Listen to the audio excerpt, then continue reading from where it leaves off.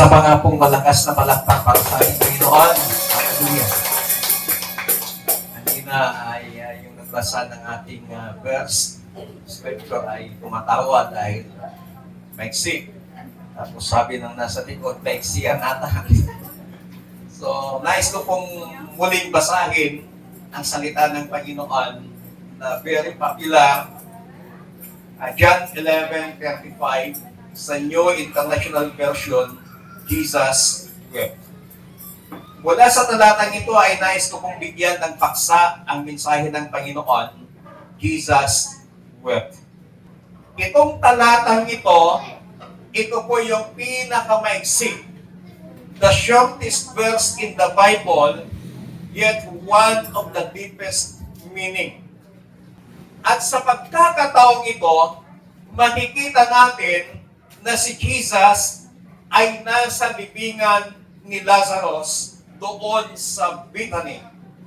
Makikita po natin na ang ating Panginoong Hesus ay nakatayo doon sa libingan ni Lazarus na napapalibutan ito ng hinampis, napapalibutan ng confusion, pero makikita po natin na hindi kaagad gumawa ng milagro ang ating Panginoon. At merong nais ipakita dito ang ating pong Panginoon. And the Savior who wept for the broken is the same Savior who can restore our life. Ang tanong po dito is, bakit umiyak si Jesus? Mula sa ating binasa, ay mayroon pong mga ibang kadahilanan o 4 na kadahilanan kung bakit umiyak ang ating Panginoong Jesucristo. Sa John chapter 11 verse 3, ang sabi po dito, so the sisters sent word to Jesus, Lord, the one you love is sick. And in verse 36, Jesus loved Lazarus. Mary and Martha, the people said, see how he loved him. Unang dahilan bakit umiyak si Jesus, Jesus wept because of love. Umiyak si Jesus dahil sa pag-ibig. Makikita po natin dito na ang 3 magkakapatid, si Maria, si Marta at si Lazaro, ang sabi ng Biblia, sila'y minamahal ng ating Panginoong Jesucristo.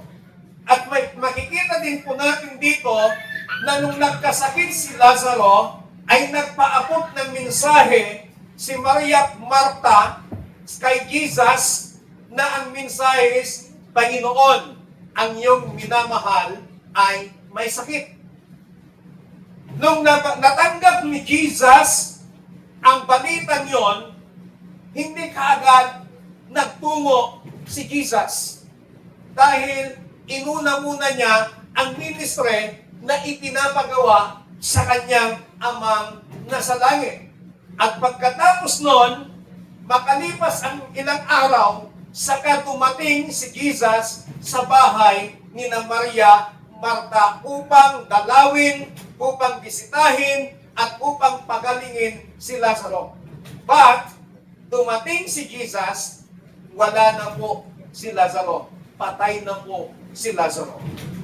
Now, in the Jewish customary, kapag ang isang tao ay namatay, sa loob ng 3 araw, ililibing na po nila ito.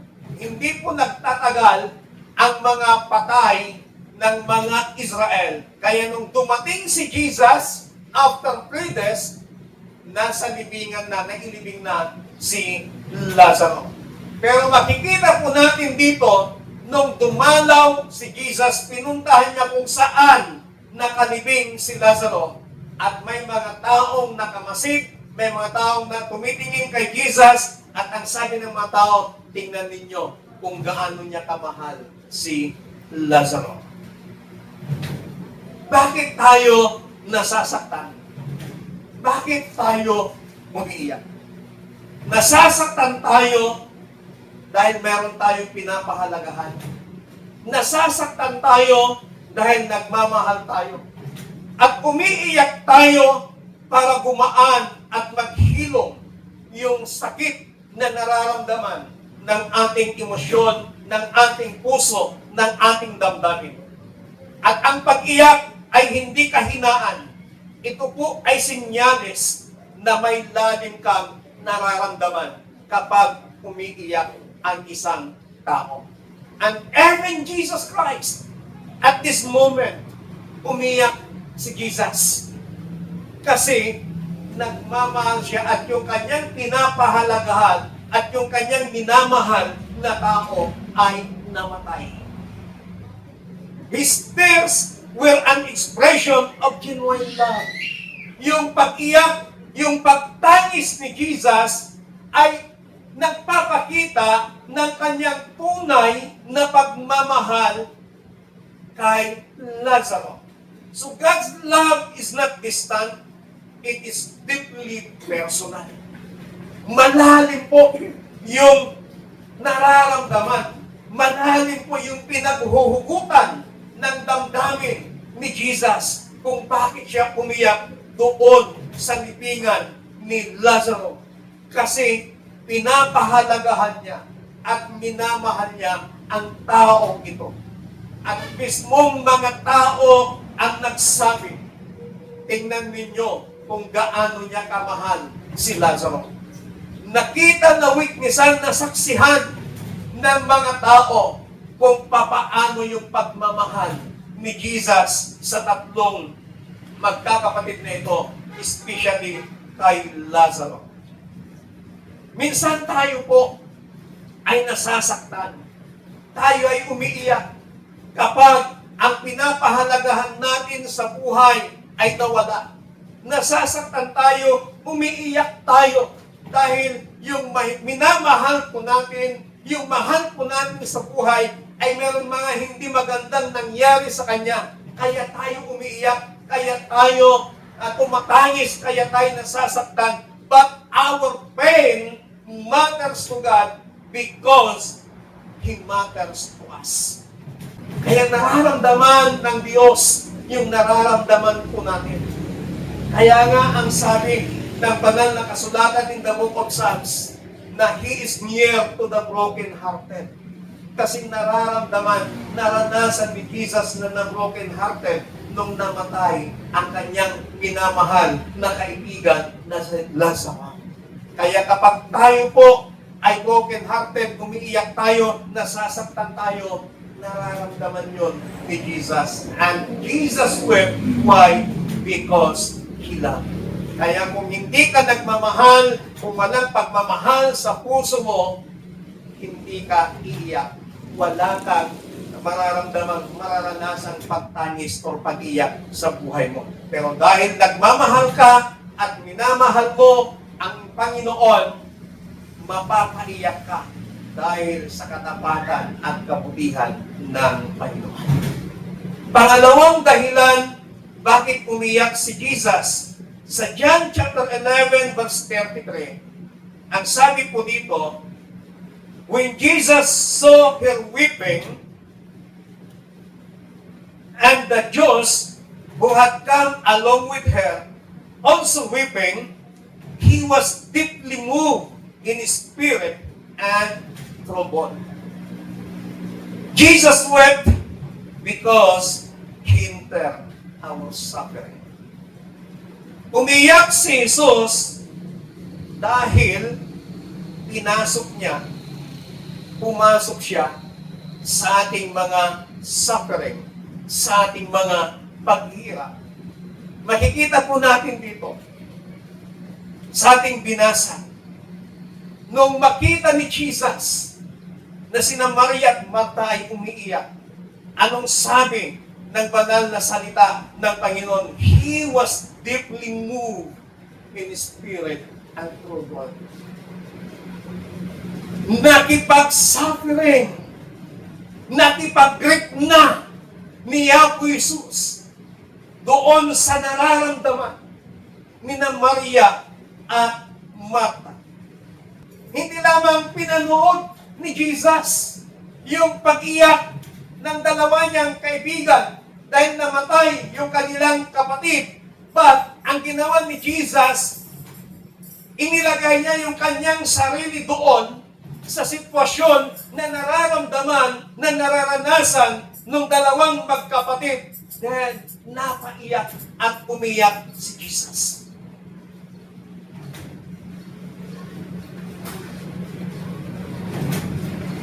Alam niyo,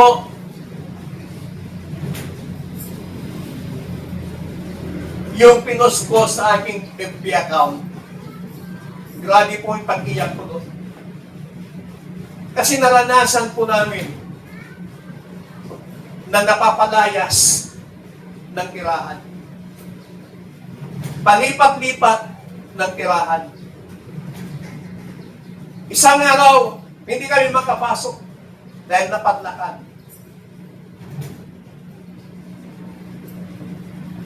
Nagili ng ilang araw yung pagbayad. Naranasan mong pahiyain. Kaya pag may tao na yung walang sariling tahanan, yung walang sariling tirahan, nasasaktan ako kasi inilalagay ko yung aking sarili sa kanyang sitwasyon na naranasan ko din po iyon. Naranasan din po namin iyon, yung ganong sitwasyon. Kaya yung ganong kalagayan,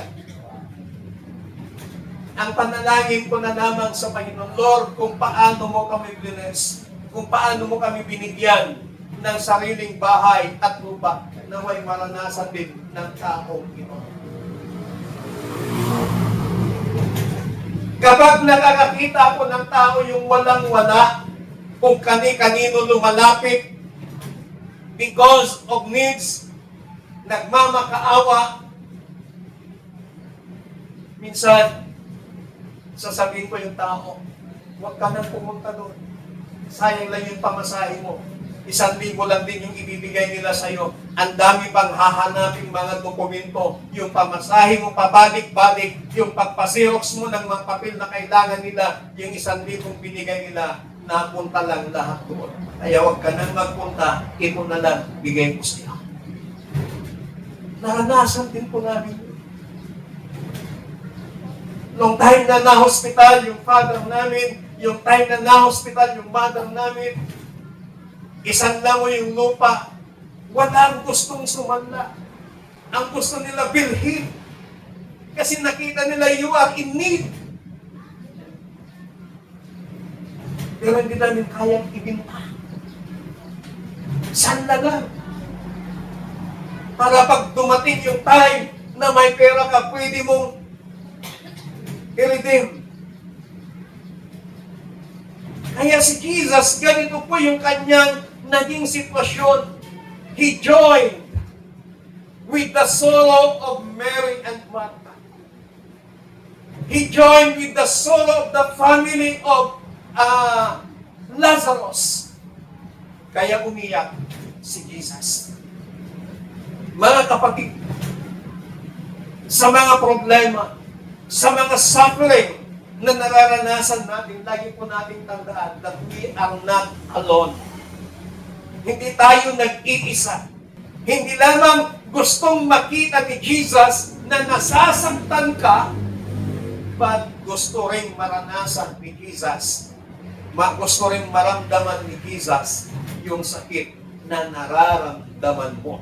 That's why Jesus wept, because He entered into our suffering. Kaya kung ano man yung nararamdaman po natin ngayon, tandaan mo, hindi ka nag-iisa sa laban na yan. Kasama mo ang Panginoon. Pangatlo na dahilan bakit umiyak si Jesus, sa verse 37 and 14, ang sabi po dito, but some of them said, could not be or could not he who opened the eyes of the blind man have kept this man from dying?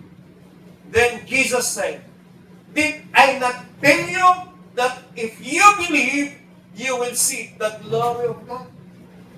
Ang sabi ng mga tao na ito, hindi ba ito yung tao na nagbukas ng mata ng bulag?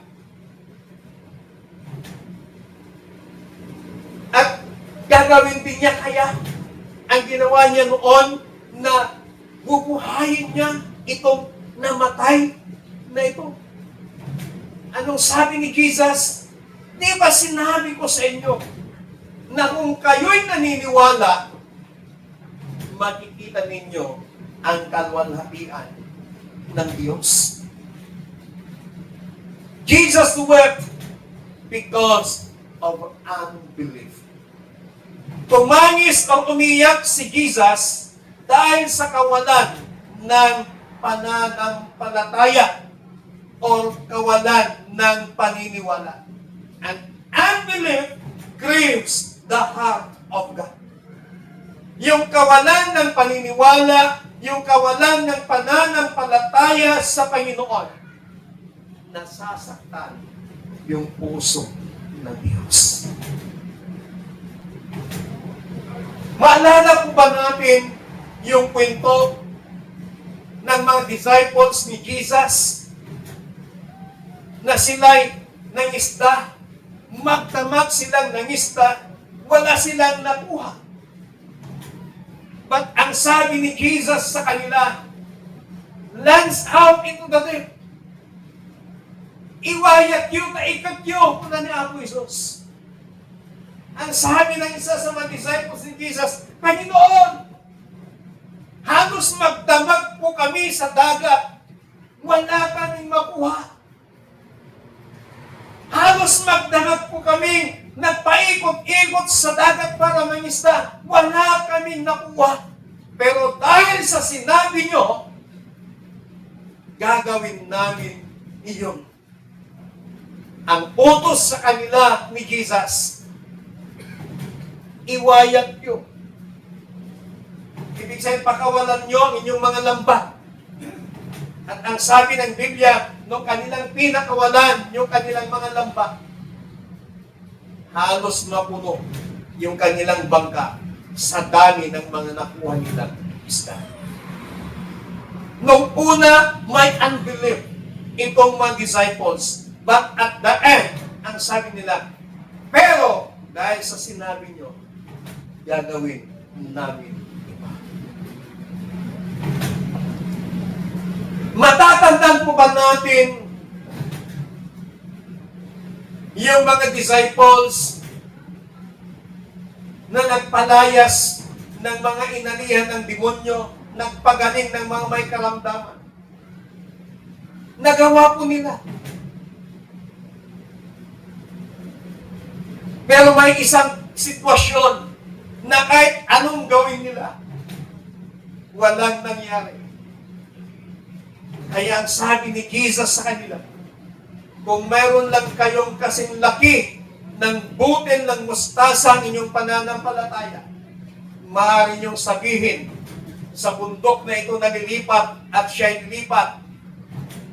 Nakita ni Jesus ng kanyang mga disciples at that time, wala silang paniniwala o pananampalataya sa Kanya. At kapag tayo po ay nawawalan ng belief, nagkakaroon tayo ng unbelief sa Panginoong Hesus, nasasaktan natin yung puso ni Jesus, umiiyak si Jesus. Don't let doubt keep us from trusting.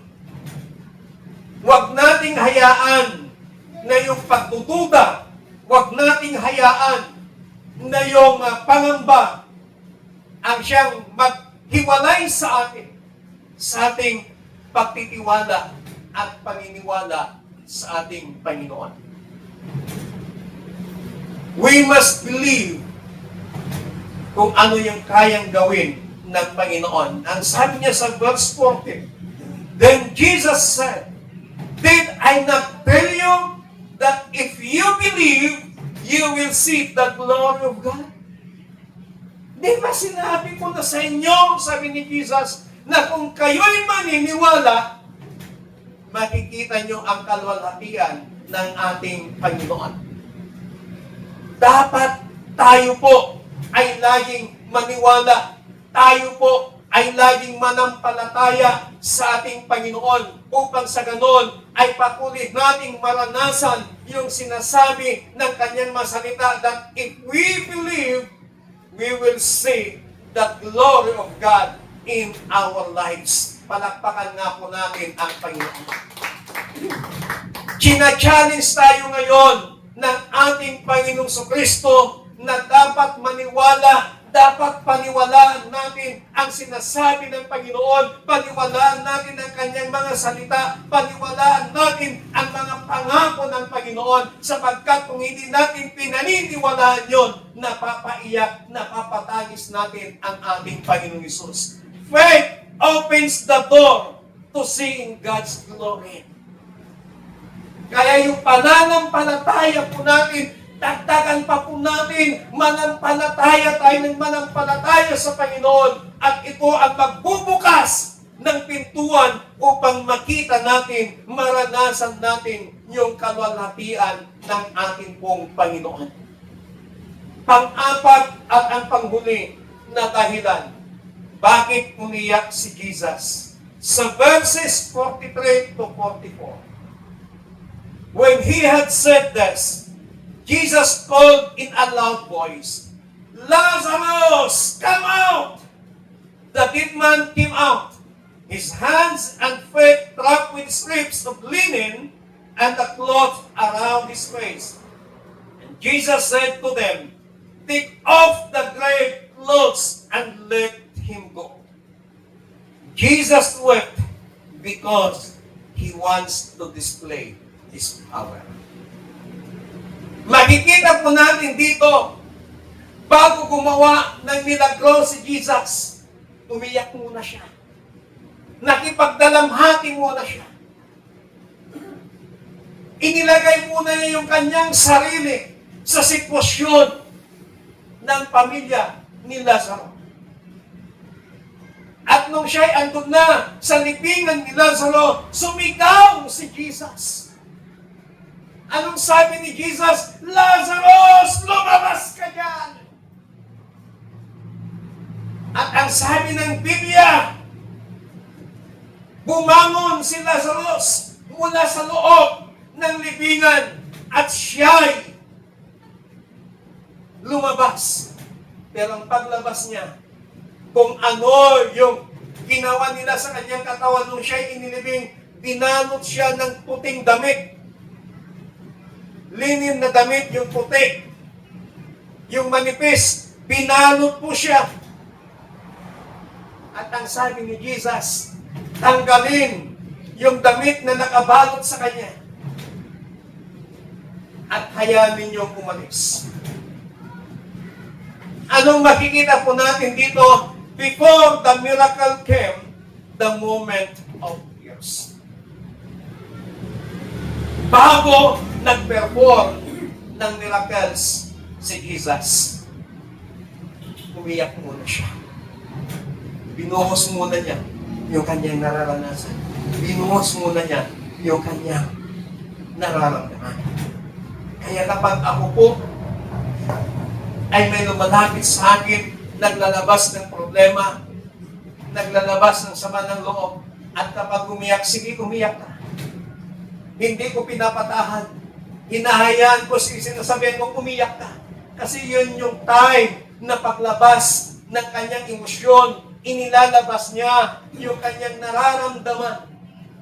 Kaya pag may umiiyak na may problema, may sinasabi sa inyo, huwag mong sabihin, huwag ka nang umiyak, Ning, hanggang sangit ako. Hayaan nyo lang, sige, umiyak ka. Para may labas niya yung sakit na nasa kanyang puso, para may labas niya yung sakit na nasa kanyang damdamin, katulad ni Jesus. Umiyak muna siya before he performed the miracles. Bago ka makamugpon, kailangan sangkatutak munang iyak, sangkatutak munang luha ang may labas mo. Ipinadama muna ni Jesus ang pagmamahal bago niya binuhay si Lazarus. Hindi ka agad nagpakita ng miracle si Jesus. But ipinadama muna niya yung kanyang pagmamahal. Especially sa pamilya ni Lazaro, kina Maria at Martha, na kahit may sinasabi ang mga taong nakapaligid sa kanya, hindi pinansin yun ni Jesus, hindi yung pinahalaga ni Jesus yung sinasabi ng mga taong nakapaligid sa kanya, pero ang binigyang attention ni Jesus, ang binigyan niya ng pagpapahalaga, yung pagpapadama niya ng pagmamahal kina Maria at Martha at this moment of time. Hinahayaan muna ng Panginoon na ikaw at ako ay masaktan. Hinahayaan muna ng Panginoon na ikaw at ako ay makaranas ng matinding pain sa ating emosyon bago niya ihayag kung ano ang tunay niyang layunin sa ating buhay. Kapatid, kaibigan, if you are in pain this afternoon, your story is not yet over. Meron at merong gagawin ang Panginoon sa buhay po natin. Why Jesus wept? Jesus wept because He loves. Umiyak si Jesus dahil siya ay nagmahal. Pangalawa, Jesus wept because He cares. Jesus wept because the world is broken. Jesus wept because of the situation of Lazarus. The tears of Jesus show us a Savior who is close enough to feel your pain and strong enough to overcome it. We must bring our pain, we must bring our doubt, we must bring our struggles to Jesus. Jesus wept because He loves. Jesus wept because He endured our suffering. Jesus wept because of our unbelief. And Jesus wept because He wants to display His power. Tandaan po natin, kapatid, bago mag-perform ng miracle ang Panginoon sa buhay po natin,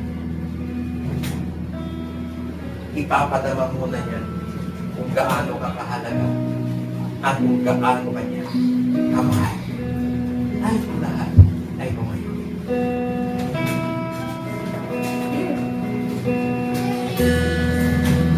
Hallelujah. Lagi nating tandaan na si Jesus, lagi niyang inilalagay ang kanyang sarili sa sitwasyon na meron tayo. Kaya pag ikaw ay nasasaktan dahil sa pagmamahal, inilalagay ni Jesus yung kanyang sarili. Hindi ka nag-iisa. Pag nasasaktan ka, hindi ka nag-iisa. Nararamdaman din yun ni Jesus. Pag umiyak ka, hindi ka nag-iisa. Sinasamahan ka ni Jesus. Why? Gusto lang ipadama ni Jesus that you are not alone. Kasama natin ang Panginoon. Kapatid, sa hapon ito, bakit ba natin minamahal ang Panginoon? Bakit ba natin sinasama? Bakit ba natin pinupuri ang Panginoon? Dahil lamang ba sa mga pagpapala na pinaparanas niya sa akin? Kapag nasasaktan ka, kapag broken-hearted ka, tandaan mo, hindi ka nag-iisa. Kasama mo ang Panginoon. Hallelujah. Hallelujah. Nais ko. Hallelujah.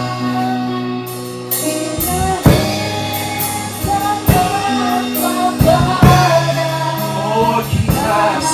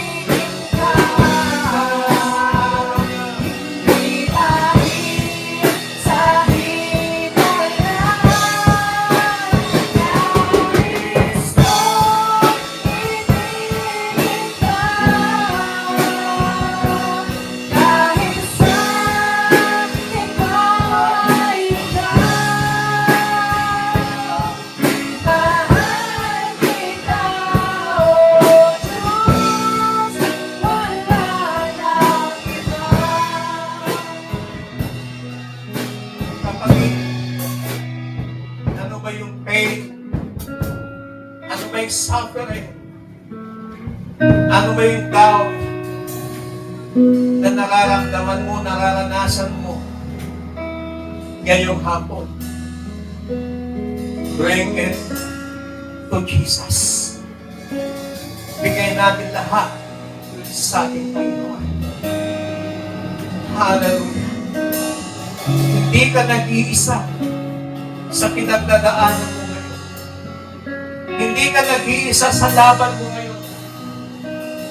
Kasama mo ang Panginoon. Hallelujah. Panginoon, sa hapon ito, maraming salamat dahil naunawaan po namin kung bakit umiyak si Jesus. Umiyak si Jesus because of love. Panginoon, hayaan mo na yung love na yan tumaloy sa aming mga puso, tumaloy sa aming mga buhay. Lord Jesus, kung meron po kaming mga unbelief, kung meron po dito, Panginoon, na mahina yung aming pananampalataya, sinabi mo sa inyong mga salita that if we believe, we will see the glory of God. Tulungan mo kami, Panginoong Isus, through the power of your Holy Spirit, na maniwala sa inyong mga salita, maniwala sa inyong mga pangako. Hallelujah! Oh, we praise you, Jesus. Hallelujah. Oh, glory. Hallelujah. Kami, Panginoon, sa hapon ito, patuloy ka naming pagtitiwalaan. Patuloy kaming mananampalataya sa inyo na kahit pa ang mga crisis, ang maranasan namin, kung kami patuloy na magtitiwala at maniniwala sa inyo, Lord, makikita namin ang iyong kalwalatian.